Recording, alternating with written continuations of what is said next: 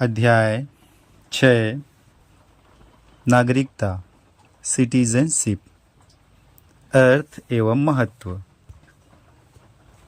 किसी अन्य आधुनिक राज्य की तरह भारत में दो तरह के लोग हैं, नागरिक और विदेशी। नागरिक भारतीय राज्य के पूर्ण सदस्य होते हैं और उनकी इस पर पूर्ण निष्ठा होती है। इन्हें सभी सिविल और राजनीतिक अधिकार प्राप्त होते हैं। दूसरी ओर विदेशी किसी अन्य राज्य के नागरिक होते हैं, इसलिए उन्हें सभी नागरिक एवं राजनीतिक अधिकार प्राप्त नहीं होते हैं। इनकी दो श्रेणियां होती है, विदेशी मित्र एवं विदेशी शत्रु। विदेशी मित्र वे होते हैं जिनके भारत के साथ सकारात्मक संबंध होते हैं। विदेशी शत्रु वे हैं जिनके साथ भारत का युद्ध चल रहा हो।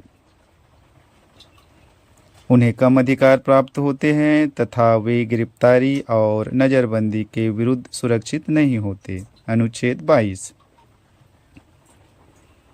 संविधान भारतीय नागरिकों को निम्नलिखित अधिकार एवं विशेषाधिकार प्रदान करता है, विदेशियों को नहीं। पहला, धर्म, मूल वंश, जाति, लिंग या जन्म स्थान के आधार पर विभेद के विरुद्ध अधिकार। अनुच्छेद 15। दूसरा, लोक नियोजन के विषय में क्षमता का अधिकार। अनुच्छेद 16। तीसरा, वाक स्वतंत्र एवं अभिव्यक्ति की स्वतंत्रता, सम्मेलन, संघ, संचरण, निवास व व्यवसाय की स्वतंत्रता। अनुच्छेद 19। चौथा, संस्कृति और शिक्षा संबंधी अधिकार। अनुच्छेद 29 व 30। पांचवा, लोकसभा और राज्य विधानसभा चुनाव में मतदान का अधिकार। छठा, संसद एवं राज्य विधानमंडल की सदस्यता के लिए चुनाव लड़ने का अधिकार।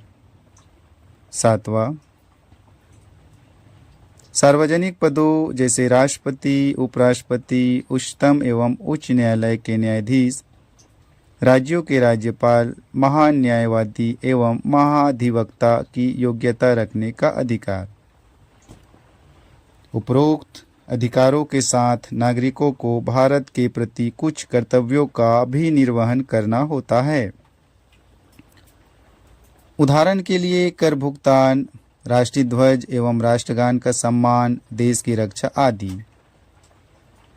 भारत में नागरिक जन्म से या प्राकृतिक रूप से राष्ट्रपति बनने की योग्यता रखते हैं, जबकि अमेरिका में केवल जन्म से नागरिक ही राष्ट्रपति बन सकता है।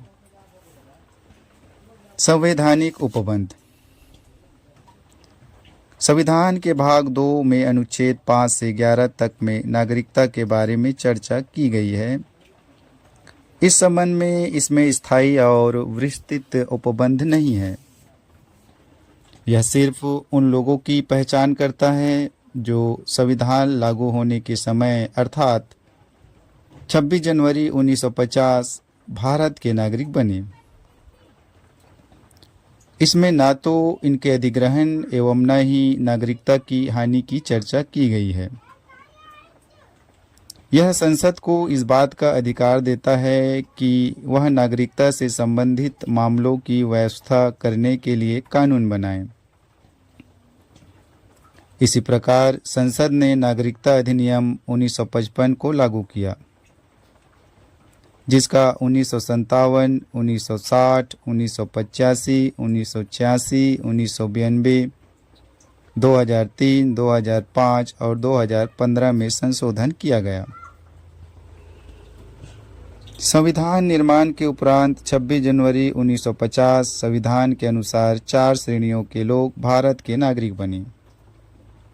पहला, एक व्यक्ति जो भारत का मूल निवासी है और 3 में से कोई एक शर्त पूरी करता है। ये शर्तें हैं: यदि उसका जन्म भारत में हुआ हो, या उसके माता पिता में से किसी एक का जन्म भारत में हुआ हो, या संविधान लागू होने के 5 वर्ष पूर्व से भारत में रह रहा हो। दूसरा, एक व्यक्ति जो पाकिस्तान से भारत आया हो और यदि उसके माता पिता या दादा दादी अविभाजित भारत में पैदा हुए हो और निम्न दो में से कोई एक शर्त पूरी करता हो, वह भारत का नागरिक बन सकता है। यदि वह 19 जुलाई 1948 से पूर्व स्थानांतरित हुआ हो, अपने प्रवसन की तिथि से उसने सामान्यतः भारत में निवास किया हो, और यदि उसने 19 जुलाई 1948 को या उसके बाद भारत में प्रवसन किया हो, तो वह भारत के नागरिक के रूप में पंजीकृत हो। लेकिन ऐसे व्यक्ति का पंजीकृत होने के लिए 6 माह तक भारत में निवास आवश्यक है। अनुच्छेद 6। तीसरा, एक व्यक्ति जो 1 मार्च 1947 के बाद भारत से पाकिस्तान स्थानांतरित हो गया हो, लेकिन बाद में फिर भारत में पुनर्वास के लिए लौट आए, तो वह भारत का नागरिक बन सकता है। उसे पंजीकरण प्रार्थना पत्र के बाद 6 माह तक रहना होगा। अनुच्छेद 7। चौथा, एक व्यक्ति जिसके माता पिता या दादा दादी अविभाजित भारत में पैदा हुए हो, लेकिन वह भारत के बाहर रह रहा हो, फिर भी वह भारत का नागरिक बन सकता है यदि उसने भारत के नागरिक के रूप में पंजीकरण कूटनीतिज्ञ तरीके या पार्षदी प्रतिनिधि के रूप में आवेदन किया हो। यह व्यवस्था भारत के बाहर रहने वाले भारतीयों के लिए बनाई गई है ताकि वे भारत की नागरिकता ग्रहण कर सके। अनुच्छेद 8। कुल मिलाकर ये व्यवस्थाएं नागरिकों की चर्चा करती है। पहला, व्यक्ति जो भारत का मूल निवासी हो। दूसरा, व्यक्ति पाकिस्तान से स्थानांतरित हुआ हो। तीसरा, व्यक्ति पाकिस्तान स्थानांतरित हुआ हो लेकिन बाद में लौट आया हो। चौथा, भारतीय मूल का व्यक्ति जो बाहर रह रहा हो। नागरिकता संबंधी अन्य संवैधानिक प्रावधान इस प्रकार है। पहला, वह व्यक्ति भारत का नागरिक नहीं होगा या भारत का नागरिक नहीं माना जाएगा जो स्वेच्छा से किसी अन्य देश की नागरिकता ग्रहण कर लेगा। अनुच्छेद 9। दूसरा, प्रत्येक व्यक्ति जो भारत का नागरिक है या समझा जाता है यदि संसद इस प्रकार के किसी विधान का निर्माण करे। अनुच्छेद 10। तीसरा, संसद को यह अधिकार है कि वह नागरिकता के अर्जन और समाप्ति के तथा नागरिकता के से संबंधित अन्य सभी विषयों के संबंध में विधि बना सकती है। अनुच्छेद 11। नागरिकता अधिनियम 1955। नागरिकता अधिनियम 1955 संविधान लागू होने के बाद अर्जन एवं समाप्ति के बारे में उपबंध करता है। इस अधिनियम को अब तक 8 बार संशोधित किया गया है। ये संशोधन है: पहला, नागरिकता संशोधन अधिनियम 1957। दूसरा, निरस्त एवं संशोधन अधिनियम 1960। तीसरा, नागरिकता संशोधन अधिनियम 1985। चौथा, नागरिकता संशोधन अधिनियम 1986। पांचवा, नागरिकता संशोधन अधिनियम 1992। छठा, नागरिकता संशोधन अधिनियम 2003। सातवां, नागरिकता संशोधन अधिनियम 2005। आठवां, नागरिकता संशोधन अधिनियम 2015। मूल रूप से नागरिकता अधिनियम 1955 ने भी राष्ट्रमंडल नागरिकता प्रदान की है, लेकिन इस प्रावधान को नागरिकता संशोधन अधिनियम 2003 के द्वारा निरस्त कर दिया गया था। नागरिकता का अर्जन। नागरिकता अधिनियम 1955 नागरिकता प्राप्त करने की 5 शर्तें बताता है, जैसे जन्म, वंशानुगत, पंजीकरण, प्राकृतिक एवं क्षेत्र समाविष्ट करने के आधार पर। पहला, जन्म से। भारत में 26 जनवरी 1950 को या उसके बाद, परंतु 1 जुलाई 1947 से पूर्व जन्मा व्यक्ति अपने माता पिता के जन्म की राष्ट्रीयता के बावजूद भारत का नागरिक होगा। भारत में 1 जुलाई को या उसके बाद जन्मा व्यक्ति केवल तभी भारत का नागरिक माना जाएगा यदि उसके जन्म के समय उसके माता पिता में से कोई एक भारत का नागरिक हो। इसके अलावा यदि किसी व्यक्ति का जन्म 3 दिसंबर 2004 के बाद भारत में हुआ हो तो वह उसी दशा में भारत का नागरिक माना जाएगा यदि उसके माता पिता दोनों उसके जन्म के समय भारत के नागरिक हो या माता या पिता में से एक उस समय भारत का नागरिक हो तथा दूसरा अवैध प्रवासी ना हो। भारत में पदस्थ विदेशी राजनयिक एवं शत्रु देश के बच्चों को भारत की नागरिकता अर्जन करने का अधिकार नहीं है। दूसरा, वंश के आधार पर। कोई व्यक्ति जिसका जन्म 26 जनवरी 1950 को या उसके बाद परंतु 10 दिसंबर 1992 से पूर्व भारत के बाहर हुआ हो, वह वंश के आधार पर भारत का नागरिक बन सकता है यदि उसके जन्म के समय उसका पिता भारत का नागरिक हो। यदि 10 दिसंबर 1992 को या उसके बाद यदि किसी व्यक्ति का जन्म देश से बाहर हुआ हो तो वह तभी भारत का नागरिक बन सकता है यदि उसके जन्म के समय उसके माता पिता में से कोई एक भारत का नागरिक हो। 3 दिसंबर 2004 के बाद भारत से बाहर जन्मा कोई व्यक्ति वंश के आधार पर भारत का नागरिक नहीं हो सकता यदि उसके जन्म के 1 वर्ष के भीतर भारतीय कांसुलेट में उसके जन्म का पंजीकरण न करा दिया गया हो या केंद्र सरकार की सहमति से उक्त अवधि के बाद पंजीकरण न हुआ हो। इस प्रकार के बच्चे का भारतीय कांसुलेट में पंजीयन कराते समय आवेदन पत्र में माता पिता को इस आशय का शपथ पत्र देना होगा कि उनके बच्चे के पास किसी अन्य देश का पासपोर्ट नहीं है। पुनः एक नाबालिग जो वंश के आधार पर भारत का नागरिक है, साथ ही वह किसी अन्य देश का भी नागरिक है, तब उसकी भारतीय नागरिकता समाप्त हो जाएगी जब तक कि वह अन्य देश की नागरिकता या राष्ट्रीयता का परित्याग वयस्क होने की 6 माह के अंदर नहीं कर देता। तीसरा, पंजीकरण द्वारा। केंद्र सरकार आवेदन प्राप्त होने पर किसी व्यक्ति अवैध प्रवासी न हो को भारत के नागरिक के रूप में पंजीकृत कर सकती है यदि वह निम्नांकित श्रेणियों में से किसी से संबंध हो। नामतः का भारतीय मूल का व्यक्ति जो नागरिकता प्राप्ति का आवेदन देने से ठीक पूर्व 7 वर्ष भारत में रह चुका हो। ख भारतीय मूल का वह व्यक्ति जो अविभाजित भारत के बाहर या किसी अन्य देश में अन्यत्र रह रहा हो। ग वह व्यक्ति जिसने भारतीय नागरिक से विवाह किया हो और वह पंजीयन के लिए प्रार्थना पत्र देने से पूर्व 7 वर्ष से भारत में रह रहा हो।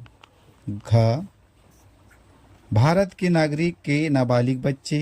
ड कोई व्यक्ति जो पूरी आयु तथा क्षमता का हो तथा उसके माता पिता भारत के नागरिक के रूप में पंजीकृत हो।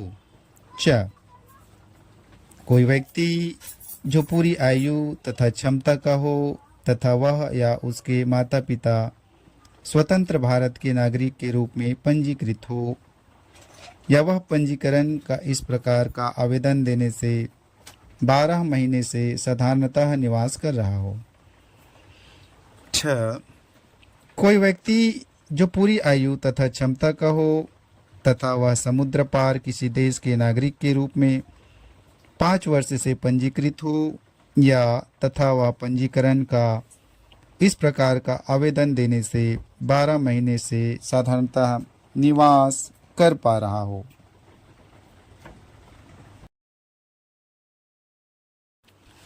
एक व्यक्ति जन्म से भारतीय मूल का माना जाएगा यदि वह या उसके माता पिता में से कोई अविभाजित भारत में पैदा हुए हो या 15 अगस्त 1947 के बाद भारत का अंग बनने वाले किसी भू क्षेत्र के निवासी हो। उपरोक्त सभी श्रेणियों के लोगों को भारत के नागरिक के रूप में पंजीकृत होने के बाद निष्ठा की शपथ लेनी होगी। यह शपथ इस प्रकार की होगी: मैं अमुक ब्लैंक यह प्रतिज्ञा करता हूँ कि मैं भारत के संविधान का पालन करूँगा तथा उसके प्रति निष्ठा रखूँगा। मैं भारत की विधि का पालन करूँगा तथा भारत के नागरिक के दायित्वों का निर्वहन करूँगा। 4. प्राकृतिक रूप से केंद्र सरकार आवेदन प्राप्त होने पर किसी व्यक्ति अवैध प्रवासी ना हो प्राकृतिक रूप से नागरिकता प्रमाण पत्र प्रदान कर सकती है यदि वह व्यक्ति निम्नलिखित योग्यताएं रखता है। का ऐसे देश से संबंधित ना हो जहां भारतीय नागरिक प्राकृतिक रूप से नागरिक नहीं बन सकते। खा कि यदि वह किसी अन्य देश का नागरिक हो तो वह भारतीय नागरिकता के लिए अपने आवेदन की स्वीकृति पर उस देश की नागरिकता को त्याग देगा। ग यदि वह भारत में रह रहा हो या भारत सरकार की सेवा में हो या इनमें से थोड़ा कोई एक और थोड़ा कोई अन्य हो तो उसे नागरिकता संबंधी आवेदन देने के कम से कम 12 माह पूर्व से भारत में रह रहा होना चाहिए। घ यदि 12 माह की इस अवधि से 14 वर्ष पूर्व से वह भारत में रह रहा हो या भारत सरकार की सेवा में हो या इनमें से थोड़ा एक में और थोड़ा अन्य में हो, उनकी कुल अवधि 11 वर्ष से कम नहीं होनी चाहिए। ड उसका चरित्र अच्छा होना चाहिए। च कि वह संविधान की 8वीं अनुसूची में उल्लेखित भाषाओं का अच्छा ज्ञाता हो। छ कि उसे प्राकृतिक रूप से नागरिकता का प्रमाण पत्र प्रदान किए जाने की स्थिति में वह भारत में रहने का इच्छुक हो या भारत सरकार सेवा या किसी अंतर्राष्ट्रीय संगठन में जिसका भारत सदस्य हो या भारत में स्थापित किसी सोसाइटी, कंपनी या व्यक्तियों का निकाय हो में प्रवेश या उसे जारी रखे। हालांकि भारत सरकार उपरोक्त प्राकृतिक शर्तों के मामलों पर एक या सभी पर दावा हटा सकती है। यदि व्यक्ति की विशेष सेवा विज्ञान, दर्शन, कला, साहित्य, विश्व शांति या मानव उन्नति से संबंध हो, इस प्रकार से नागरिक बने हर व्यक्ति को भारत के संविधान के प्रति निष्ठा की शपथ लेनी होगी। 5वां क्षेत्र समाविष्टि द्वारा किसी विदेशी क्षेत्र द्वारा भारत का हिस्सा बनने पर भारत सरकार उस क्षेत्र से संबंधित विशेष व्यक्तियों को भारत का नागरिक घोषित करती है। ऐसे व्यक्ति उल्लिखित तारीख से भारत के नागरिक होते हैं। उदाहरण के लिए जब पांडिचेरी भारत का हिस्सा बना तो भारत सरकार ने नागरिकता पांडिचेरी आदेश 1962 जारी किया। यह आदेश नागरिकता अधिनियम 1955 के तहत जारी किया गया। 6 असम समझौते से आच्छादित व्यक्तियों के लिए नागरिकता का विशेष प्रावधान। नागरिकता संशोधन अधिनियम 1985 असम समझौते विदेशी मुद्दे पर आच्छादित व्यक्तियों की नागरिकता के लिए निम्नलिखित विशेष प्रावधान करता है। ए भारतीय मूल के सभी व्यक्ति जो 1 जनवरी 1966 के पहले बांग्लादेश से असम आए और जो अपने प्रवेश के बाद से ही साधारणतः असम के निवासी है को 1 जनवरी 1966 से भारत का नागरिक मान लिया जाएगा। बा भारतीय मूल का प्रत्येक व्यक्ति जो 1 जनवरी 1966 को या उसके बाद लेकिन 25 मार्च 1971 के पहले बांग्लादेश से असम आया और अपने प्रवेश के समय से ही साधारणतया असम का निवासी है और जिसे विदेशी के रूप में पहचाना गया है को स्वयं को निबंधित करना होगा। ऐसा निबंधित व्यक्ति भारत का नागरिक मान लिया जाएगा।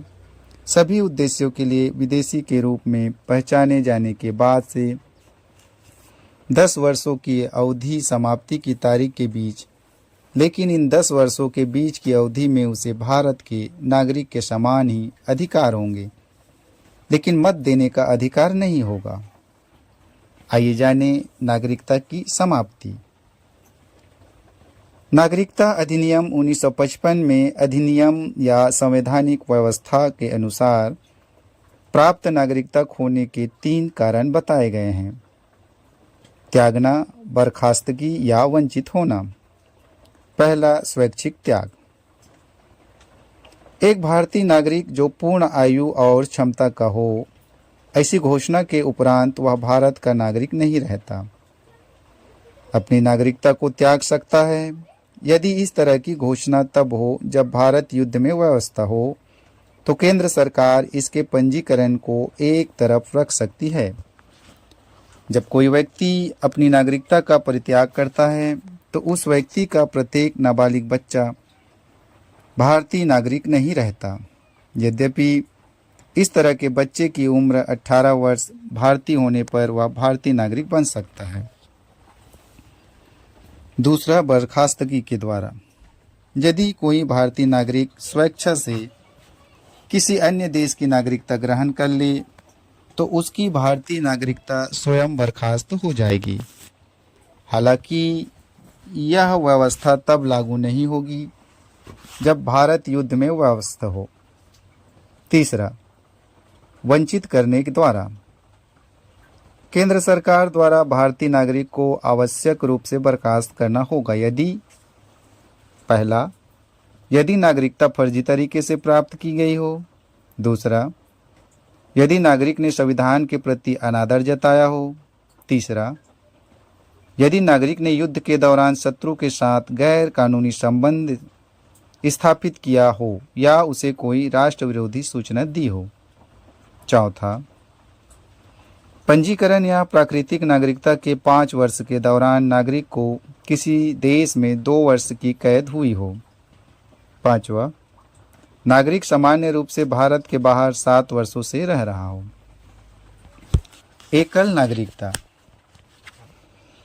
यद्यपि भारतीय संविधान संघीय है और इसने दोहरी राज पद्धति केंद्र एवं राज्य को अपनाया है, लेकिन इसमें केवल एकल नागरिकता की व्यवस्था की गई है, अर्थात भारतीय नागरिकता।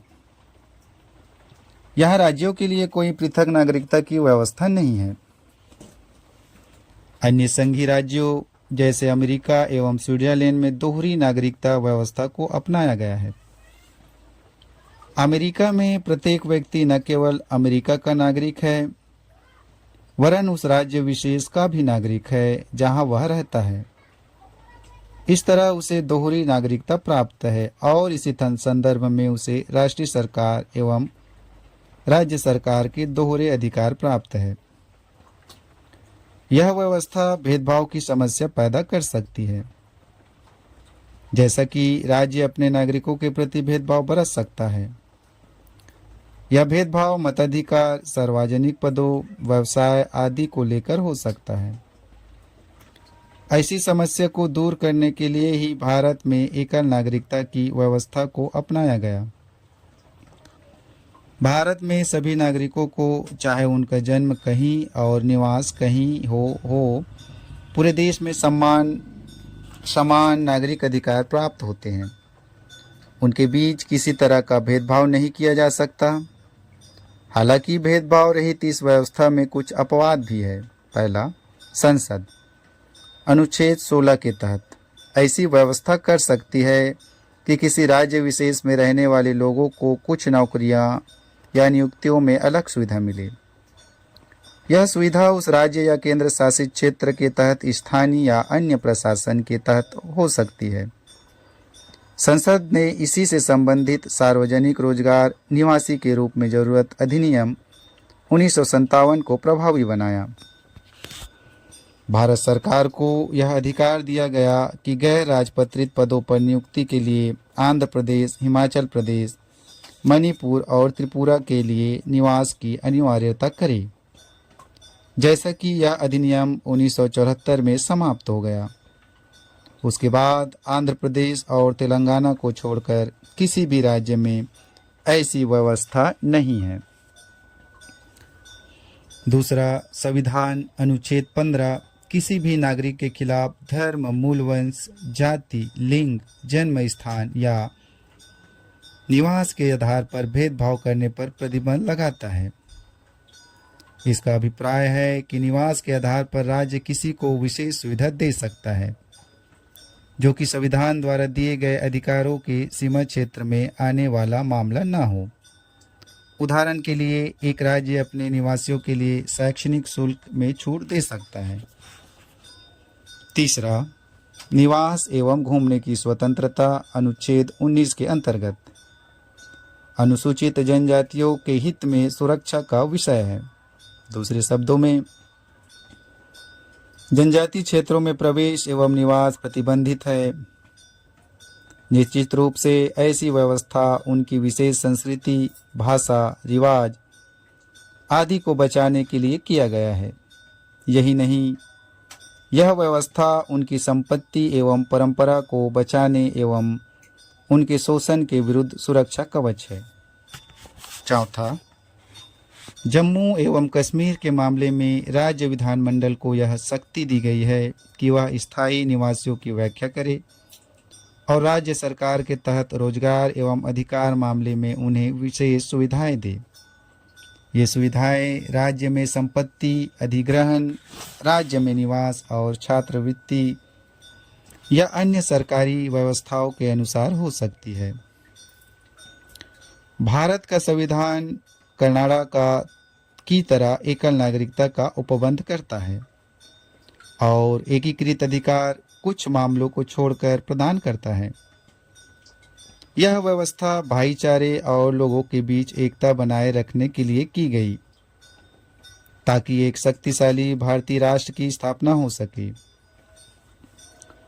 इसके बावजूद भारत में सांप्रदायिक दंगे, वर्ग संघर्ष, जाति युद्ध, भाषाई विवाद आदि होते रहे हैं। इस तरह संविधान निर्माताओं का एक एकीकृत भारतीय राष्ट्र निर्माण का लक्ष्य पूरा नहीं किया जा सका है। विदेशी भारतीय नागरिकता। सितंबर 2000 में भारत सरकार विदेश मंत्रालय ने भारतीय डायस्पोरा पर एल.एम. सिंघवी की अध्यक्षता में एक उच्च स्तरीय समिति का गठन किया। कमेटी को वैश्विक भारतीय डायस्पोरा के व्यापक अध्ययन करने तथा उनके साथ रचनात्मक संबंध बनाने के उपायों पर अनुशंसा देने का कार्य सौंपा गया। समिति ने अपनी रिपोर्ट जनवरी 2002 में सौंपी। इसने नागरिकता अधिनियम 1955 में संशोधन की सिफारिश की ताकि भारतीय मूल के व्यक्तियों persons of Indian origin PIOS को दोहरी नागरिकता प्रदान की जा सके, लेकिन कुछ विशेष देशों के रहने वालों को नहीं। उसी अनुसार नागरिकता संशोधन अधिनियम 2003 में विदेशी भारतीय नागरिकता का प्रावधान किया गया। 16 निर्दिष्ट देशों के PIO यानी भारतीय मूल के व्यक्तियों के लिए पाकिस्तान और बांग्लादेश को छोड़कर इस अधिनियम ने पूर्व मुख्य अधिनियम की राष्ट्रमंडल नागरिकता से संबंधित सभी प्रावधान हटा लिए। बाद में नागरिकता संशोधन अधिनियम 2005 में सभी देशों के भारतीय मूल के व्यक्तियों को विदेशी भारतीय नागरिकता प्रदान करने के अपवाद पाकिस्तान और बांग्लादेश प्रावधान किए गए जब तक कि उनके गृह देश स्थानीय कानूनों के अनुसार दोहरी नागरिकता प्रदान करते हो। पुनः नागरिकता संशोधन अधिनियम 2015 ने मुख्य अधिनियम में विदेशी भारतीय नागरिकता OCI संबंधी प्रावधानों को संशोधित कर दिया। इसने भारतीय विदेशी नागरिकता card holder overseas citizens of India card holder के नाम से एक नई योजना शुरू की है, जिसमें PIO कार्ड स्कीम तथा OCI कार्ड स्कीम को विलयित कर दिया गया है। PIO कार्ड स्कीम को 19/8/2002 में शुरू किया गया था और उसके बाद OCI कार्ड स्कीम 1/12/2005 में शुरू की गई थी। दोनों स्कीम साथ साथ चल रही थी। वैसे OCI स्कीम अधिक लोकप्रिय थी। आवेदक इस कारण भ्रम की स्थिति में थे। आवेदकों का भ्रम दूर कर उन्हें अधिक सुविधाएं प्रदान करने के लिए भारत सरकार ने PIO तथा OCI को मिलाकर एकल स्कीम का सूत्रण किया, जिसमें दोनों स्कीमों के सकारात्मक पक्षों को शामिल किया गया। इस प्रकार इस उद्देश्य की पूर्ति के लिए नागरिकता संशोधन अधिनियम 2015 अधिनियमित किया गया। PIO स्कीम 9/1/2015 के प्रभाव से रद्द कर दी गई और यह अधिसूचित किया गया कि सभी चालू PIO कार्ड धारक 9/1/15 से OCI कार्ड धारक मान लिए जाएंगे। नागरिकता संशोधन अधिनियम 2015 विदेशी भारतीय नागरिक को बदलकर विदेशी भारतीय नागरिक कार्ड धारक overseas citizens of India card holder कर दिया गया और मुख्य अधिनियम में निम्नलिखित प्रावधान किए गए। पहला, विदेशी भारतीय नागरिक कार्ड होल्डर का निबंधन। 1. भारत सरकार आवेदन प्राप्त होने पर किसी विदेशी भारतीय नागरिक कार्ड धारक होल्डर को पंजीकृत कर सकती है। ए. पूर्ण आयु एवं क्षमता वाला कोई व्यक्ति का जो कि किसी अन्य देश का नागरिक है लेकिन संविधान लागू होने के समय अथवा उसके बाद भारत का नागरिक था।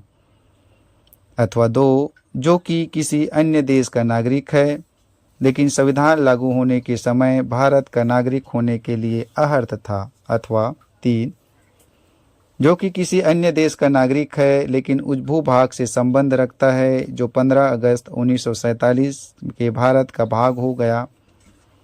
अथवा 4. जो कि ऐसे किसी नागरिक का पुत्र पुत्री या पौत्र पौत्री या प्रपौत्र पौत्री हो। अथवा बा.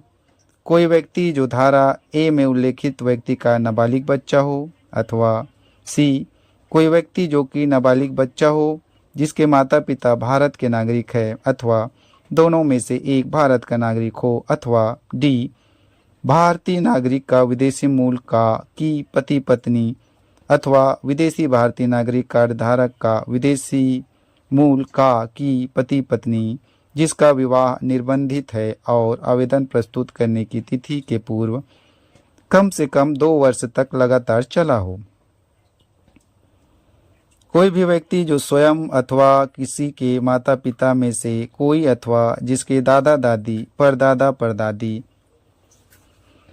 पाकिस्तान, बांग्लादेश अथवा ऐसे किसी देश जिन्हें भारत सरकार उल्लेखित कर सकती है, विदेशी भारतीय नागरिक कार्ड होल्डर के लिए निबंधन के लिए अहर नहीं होगा।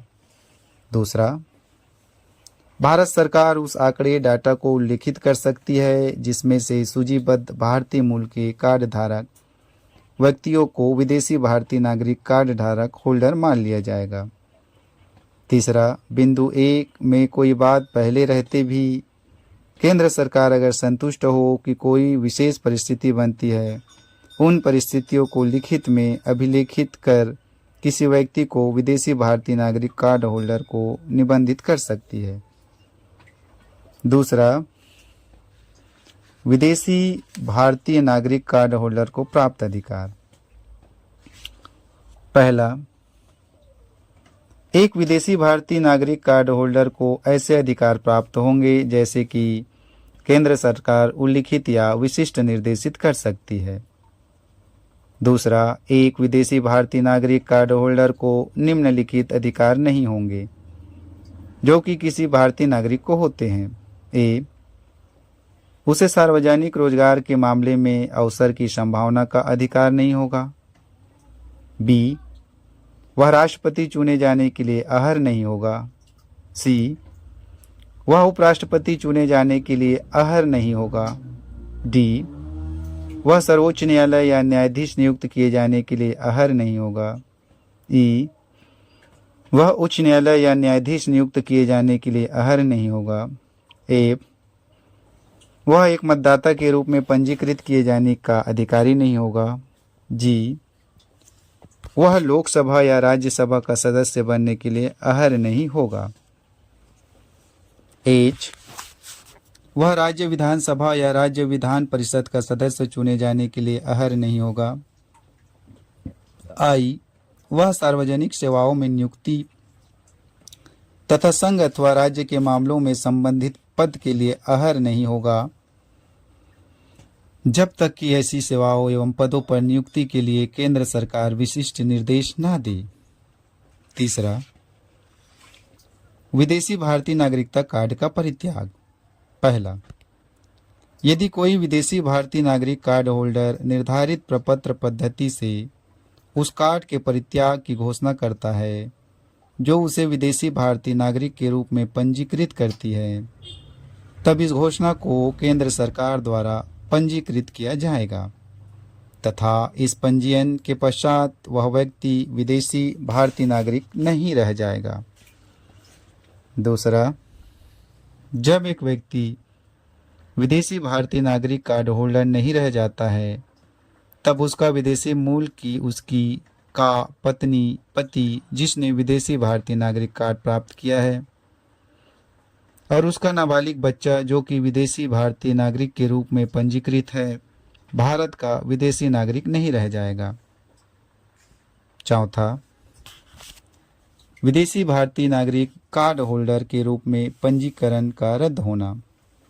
केंद्र सरकार विदेशी भारतीय नागरिक कार्ड होल्डर के रूप में किसी व्यक्ति का पंजीकरण रद्द कर सकता है यदि वह संतुष्ट है कि ए,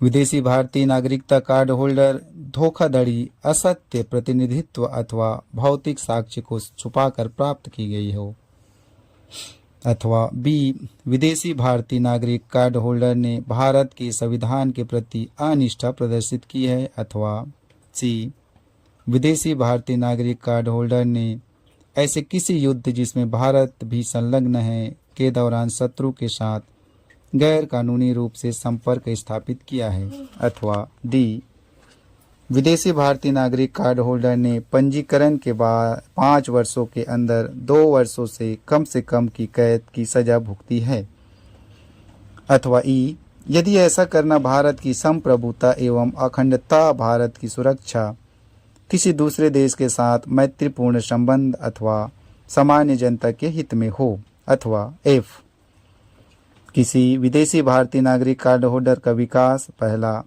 किसी सक्षम न्यायालय द्वारा या अन्य द्वारा भंग कर दिया गया हो, अथवा दूसरा भंग नहीं किया गया हो लेकिन ऐसे विवाह के बने रहते ही उसने किसी और के साथ विवाह कर लिया हो।